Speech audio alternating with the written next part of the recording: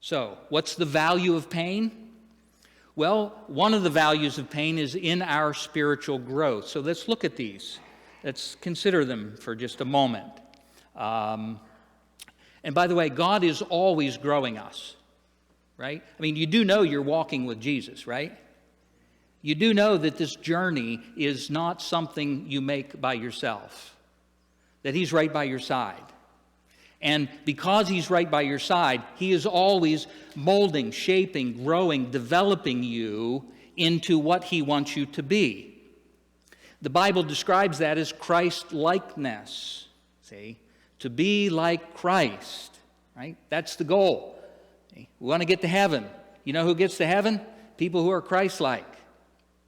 Paul said to the Philippians, I want to know Him and the power of His resurrection. But then he says, and the fellowship of His sufferings. Now, I personally would have been okay if Paul stopped at the power of the resurrection. But he didn't. He talks about the fellowship of His sufferings. Here in Romans, he says, there is a place for joy in the midst of our pain. So, the first aspect of spiritual growth he talks about is perseverance.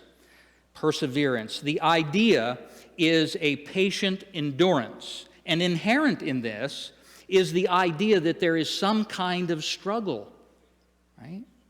Because if you're not working through something, if there isn't some pain involved, you're not persevering, right? I don't have to persevere through that delicious slice of pizza. No, I kind of figure that's pleasure. So perseverance has in its nature this idea that there's a struggle. And we do have struggles in life. We have pain. And so part of what God wants to do in growing us is produce this patient endurance.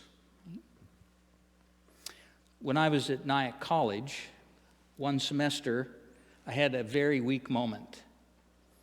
I decided that I wanted to run cross country.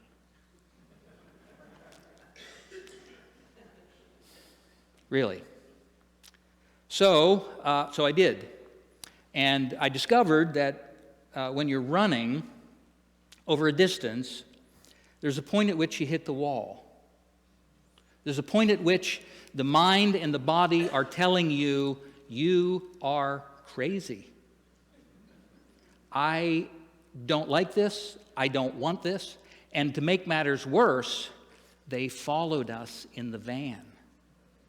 So at any moment, you could just say, oh, you know, my knees kind of bother me. I just can't go on.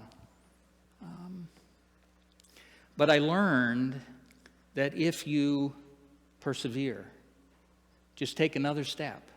When you're ready to quit, you just take another step. See, about 25 yards up this road or this path, there's a tree. Can you get there? Just get to that tree.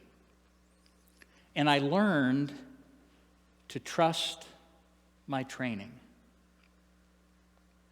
And in the end, I discovered, wow, I can do this. And that's something that God wants to build in all of us, is a confidence, not in ourselves, but in Him. So on your spiritual journey, when you encounter these moments of pain, these struggles, these difficulties, whatever they are, and they're right in front of you and they don't seem to go away and you don't have the answers, what do? Trust your training. And by training, I mean trust in Jesus. See? Because He's right by your side. And He will give you the strength to persevere. And as you walk through that trial, you discover, I'm going to make it. May not be perfect, may not be happy, but I'm going to make it. See? Sometimes pain is a process to perseverance. Then Paul says, this perseverance, this patient endurance leads to character. And this obviously is character that's proven, right? Because if it isn't proven in the tests of life, is it really character?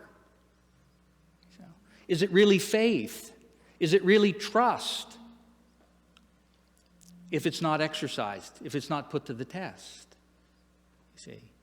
Do we really believe and trust God?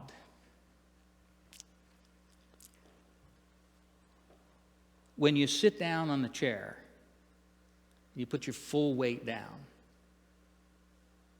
Now you're trusting that that's going to hold you up.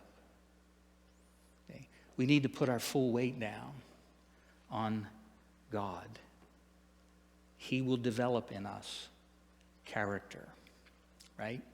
There is something about walking with God through a trial that leads to authenticity. It leads to genuineness. It leads to integrity.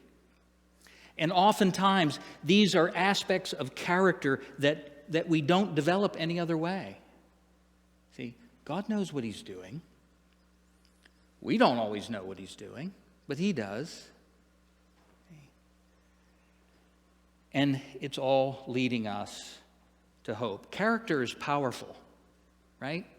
You know, I learned this week at district conference from one of the speakers that there is power in brokenness. You read through the Bible and how many people that God has used mightily first went through a period of brokenness. There's power in that. And one of the aspects of that is character. Okay? You ever talk to somebody who's been through something you've been through? There's just something real about it, isn't there? You don't have to explain. You don't have to go into detail. You know that they know. See, there's an authenticity. There's a character there. It's maturity. So there's value in the perseverance because it develops character that oftentimes can't be developed any other way, right? The old expression, no pain, no gain. But then Paul says this leads us to hope. Hope. So where do we find hope in the midst of pain?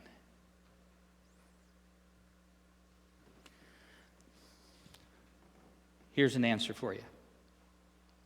We find hope in the knowledge that our pain is not meaningless.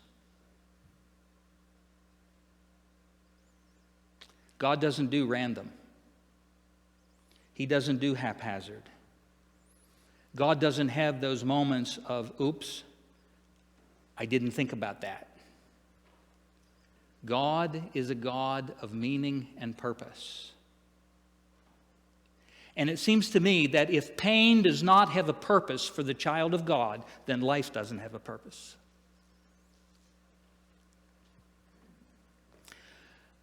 It's leading to hope. See, God's at work in us. You see, God is doing something. And when God is doing something, it's a marvelous thing. Right? Hope. We desperately need hope.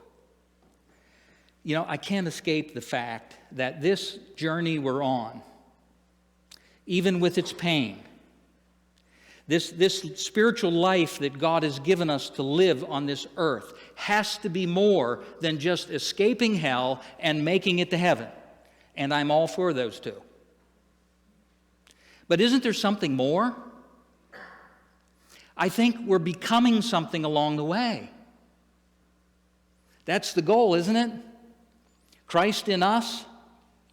The development of these earthly human beings that are under the curse of sin, and developing this Christ-likeness, this holiness, this righteousness, this growth, this maturity. It's all moving us closer to the day when we hear, well done, good and faithful servant.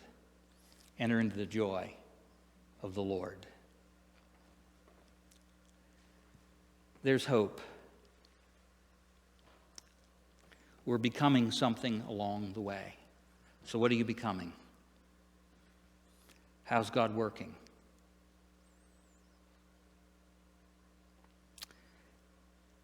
We'll talk about this in a few minutes, but when you surrender that pain to God,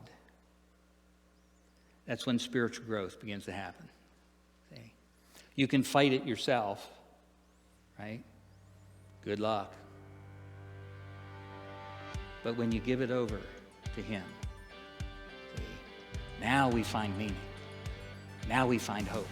It's all moving somewhere.